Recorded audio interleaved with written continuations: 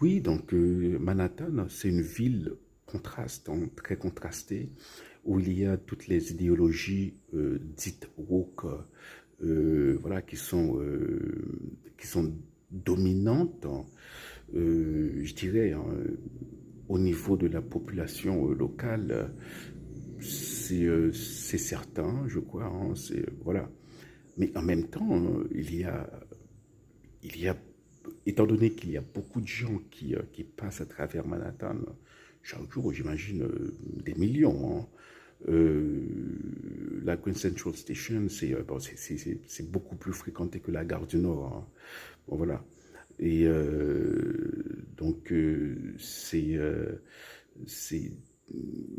donc il y a beaucoup de gens qui habitent le New Jersey, qui travaillent à New York, qui passent la journée à New York. Il y a beaucoup de gens de banlieue. À l'époque où j'y allais chaque jour, j'habitais en banlieue, hein, à 20, à 25 minutes, à 30 minutes en RER, en l'équivalent du RER.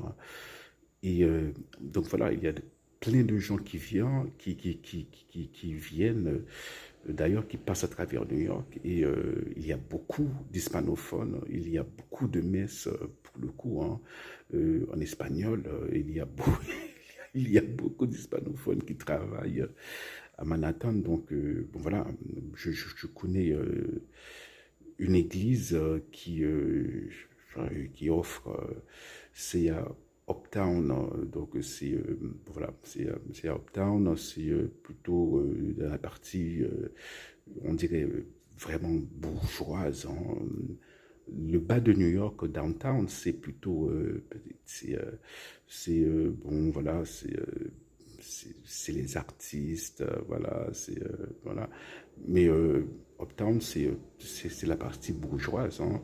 Et je connais une église dans, dans ces environs-là qui offre plus de 3 messes, dont 2 messes en espagnol. Voilà, c'est des confessions journalières. Et ce qui est bien aussi, c'est qu'il y a beaucoup de prêtres qui sont, voilà, donc il y a si on a besoin de se confesser, hein, c'est très très facile, hein, même s'il n'y a pas de confession ce jour-là dans une église, hein, c'est facile d'appeler, hein, et de prendre rendez-vous. C'est vraiment ce qui est bien. Alors, sur ce point, je parle de New York en général, hein, y compris le